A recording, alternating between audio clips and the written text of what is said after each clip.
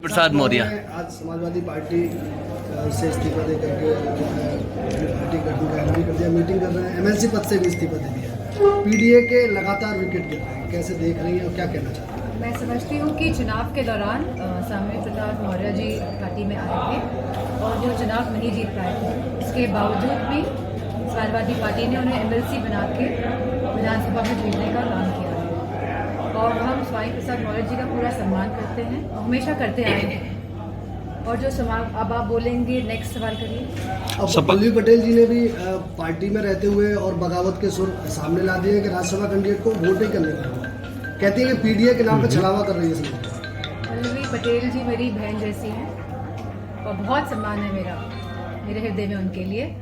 और समाजवादी पार्टी के सिंबल से पल्लवी पटेल जी लड़ी थी और जीती थी। हम चाहते थे कि पल्लवी पटेल की जो माता जी हैं वो भी समाजवादी पार्टी से जीते और वो भी सदन तक पहुंचे विधानसभा, लेकिन वो अपनी पार्टी के सिंबल से लड़ी और पल्लवी पटेल जी समाजवादी पार्टी के सिंबल से लड़ी और वो सदन तक पहुंची। हमें खुशी है और आगे भी इस तरह की कोई बात होगी तो हम पूरा समर्थन करेंगे पल्लवी पटेल। राष्ट्रीय अध्यक्ष जी आज अखिलेश यादव जी कांग्रेस की राहुल यात्रा में जा रहे हैं। पीडीए का मतलब जो है पिछड़ा, दलित और अल्पसंख्यक है, तो क्या दलित और अल्पसंख्यक महिला नहीं हो सकती थी इन 3 कैंडिडेट्स में राज्यसभा के? मैं समझती हूँ बहुत छोटी लिस्ट थी 3 लिस्ट की, और आपने अब जो कल लिस्ट जारी हुई है आप उस लिस्ट की बात नहीं कर रहे हैं। जो लोकसभा की लिस्ट जारी हुई आप उसकी बात करिए। आप कहाँ छोटी छोटी बातें करते हैं? समाजवादी पार्टी ने हमेशा नेताजी के समय से पीडीए की बात करी है, पीडीए के लोगों को आगे लेके आए हैं। और समाजवादी पार्टी की जो विचारधारा है वो यह नहीं है कि पीडीए तक ही सीमित है, हम अगड़ों को भी साथ लेके चले हैं, गरीबों को भी, और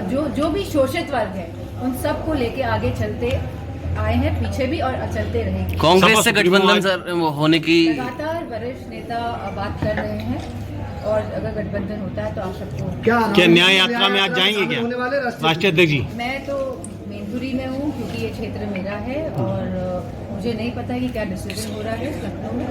समाजवादी पार्टी की ओर से दूसरी लिस्ट जारी कर दी गई है, कैंडिडेट है यहाँ से, आप क्या इस बार कर्तव्य? मैनपुरी के समस्त लोग जो हैं उन्होंने भरपूर प्यार दिया है, सम्मान दिया है और मैं समझती हूँ जिस तरह पिछली बार लोकसभा सीट मैनपुरी ने समाजवादी की तो विचारधारा का समर्थन किया था, आने वाले समय में आप देखेंगे कि पिछले वोटों से भी बढ़ चढ़ के इस बार हम जीतेंगे। समाजवादी पार्टी की दूसरी लिस्ट जारी होगी प्रत्याशी की, लेकिन चाचा का इस बार उसमें भी नाम नहीं है।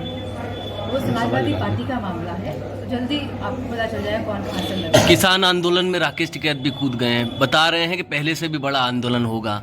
विपक्षी यानी सत्ता पक्ष के लोग ये कह रहे हैं कि आप लोगों का षड्यंत्र के तहत ये किया जा रहा है।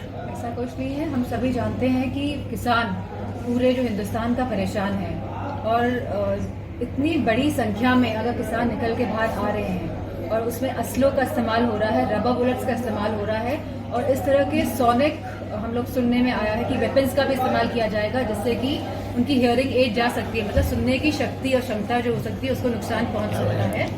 मीडिया वालों को मैं देखा है कि वो बुलेट प्रूफ जैकेट्स, टोपी लगा के, हेलमेट्स लगा के वहाँ पहुंचे, लेकिन हमारा जो किसान है जो सड़कों पर बैठा हुआ है दिल्ली के, वो बिना किसी इस तरह के यंत्र पहने बैठा हुआ लगातार घायल हो रहा है। तो मेरा मानना है कि सरकार को उनकी बात सुननी चाहिए। 2000 जब उत्तर प्रदेश में चुनाव हो रहे थे तब 3 कानून वापस लिए गए थे और यह सरकार ऐसी ही है, चुनाव के हिसाब से अपने फैसले करती आई है और करती रहेगी। पुलिस भर्ती भी जो निकाली है आज, तो आप जानते हैं उसमें भी कितनी धांधली हुई है, पेपर पहले से लीक हो गया है।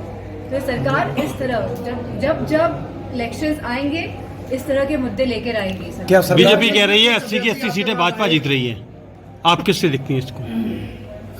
भारतीय जनता पार्टी कह रही है कि लोकसभा सीटें जो उत्तर प्रदेश में 80 की 80 जीत रहे हैं। कहनी चाहिए कि हमने कितने युवाओं को रोजगार दिया है, हम अग्निवीर की क्या व्यवस्था लेके आए हैं युवाओं के लिए, हम किसानों के लिए क्या कर रहे हैं, हम खाद इतनी महंगी क्यों कर रहे हैं, हम खाद में चोरी क्यों कर रहे हैं, हम मवेशियों जो आवारा पशु हैं उनका समाधान क्यों नहीं ढूंढ पा रहे। तो मैं समझती हूँ बीजेपी के लोगों को ये बात भी कहनी चाहिए, इस बात को नहीं कहना चाहिए कि 80 में से 80 आ रहे हैं।